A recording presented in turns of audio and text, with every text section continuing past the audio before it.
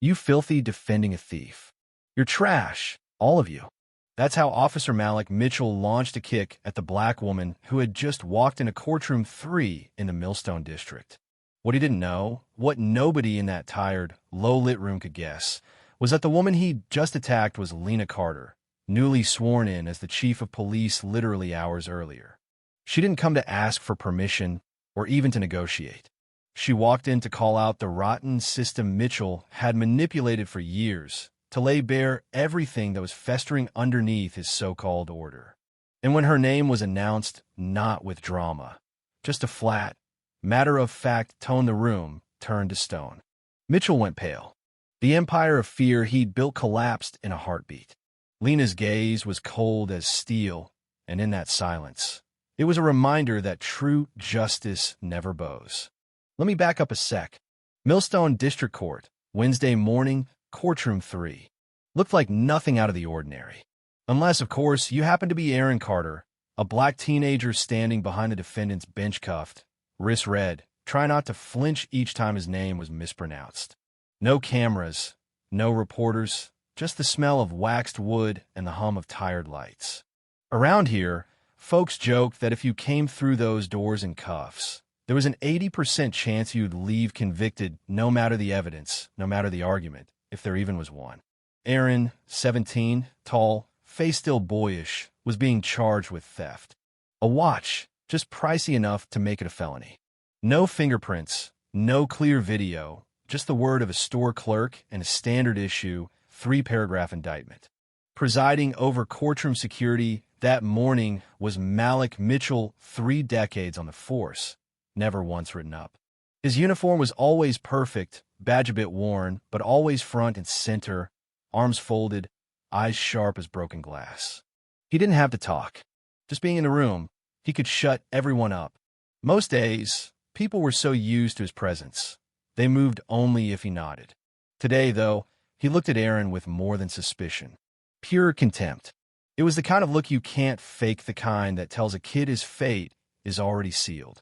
To Mitchell, skin color was a flaw, not a detail. And he saw his job as speeding up the process. The faster the guilty were processed, the more peaceful the city.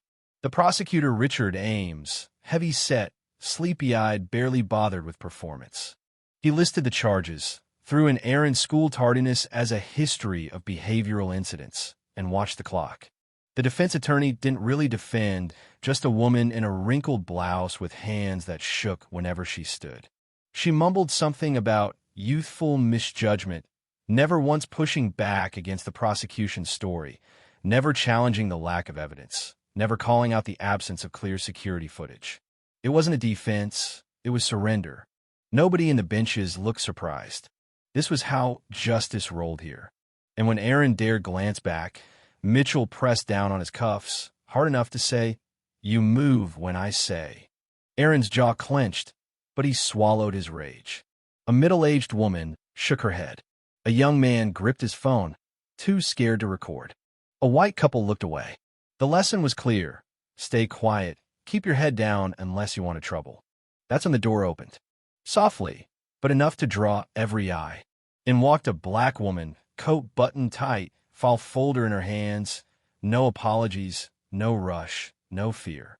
She looked straight at Aaron, and whatever was in her eyes made Mitchell's spine go stiff. She didn't speak, didn't announce herself. She walked up to the front, near the lawyers, and just stood calm, eyes forward. It threw everyone off. No badge, no lawyer, no hint she'd been called to testify. But she didn't look lost. If anything, she looked like she knew exactly where she belonged. Nobody asked her to leave. Nobody dared. Mitchell stepped forward, slow and deliberate, trying to shrink her with his presence. He'd done 100 times. But this time, the woman didn't back down. Her gaze was locked steady, unblinking, unashamed. "Who do you think you are?" he demanded. She said nothing.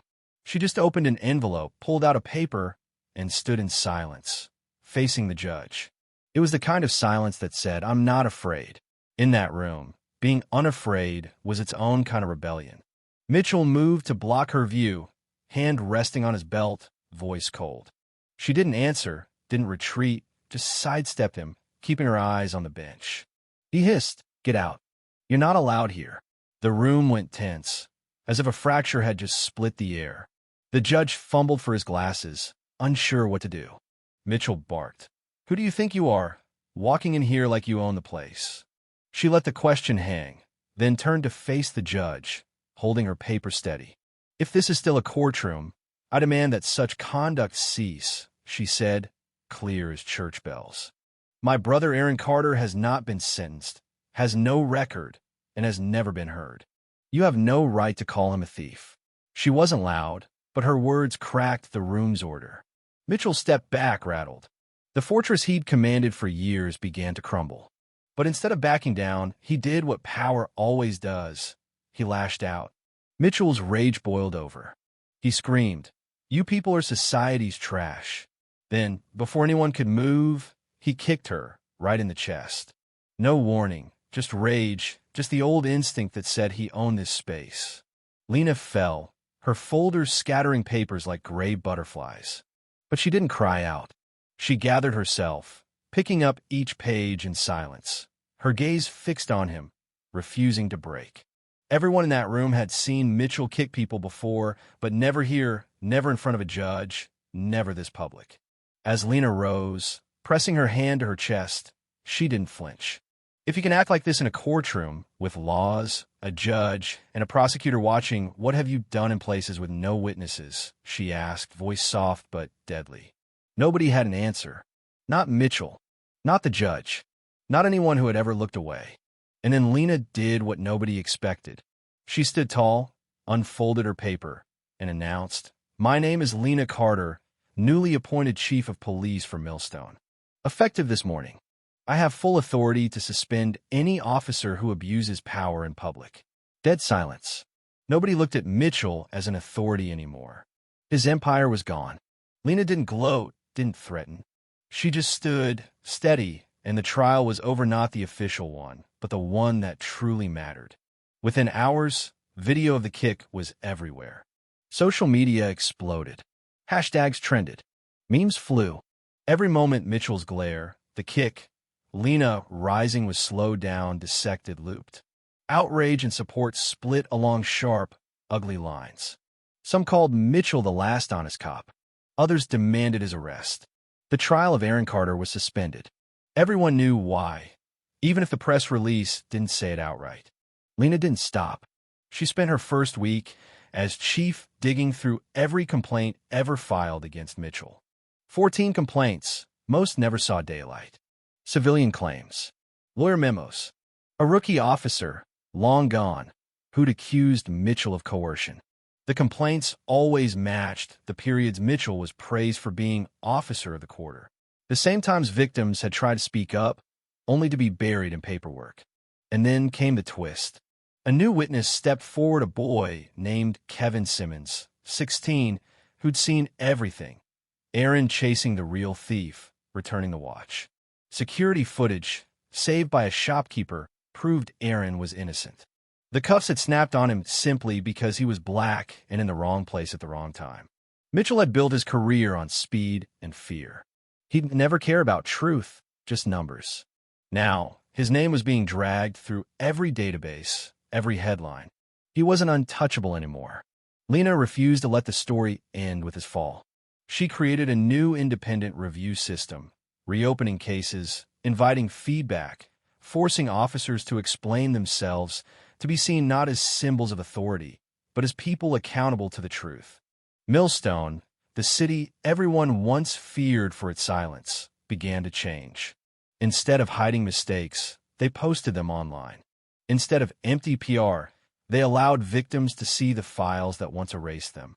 Instead of erasing the past, Lena let the city face it, let it linger, so no one would forget. She turned the system inside out, but never claimed the spotlight for herself. She didn't want to be a hero. She wanted the city to learn to look itself in the eye. The flag they chose for Millstone wasn't a symbol, just a blank field, a reminder of the files once buried, of the stories left untold. No speeches, no applause, just a city learning, slowly, that justice isn't a show, it's the courage to face what you've been running from. So I'll leave you with this. If a system can turn a man like Mitchell into an untouchable authority, but can also produce a woman like Lena who refuses to be silenced, where does real power live? In the badge? Or in the act of standing up, even after being kicked down? Yeah, that happened. And it's happening everywhere, in rooms just like that one. The question isn't whether justice will win, it's whether we're brave enough to admit when we're wrong, and to say every name that was once ignored. Now I want to hear from you. Do you think real justice comes from exposing the system or fixing it from within? Who do you trust with the power to decide? Share your thoughts. Does this story show justice or just another cycle of silence and reaction? Let's talk about it.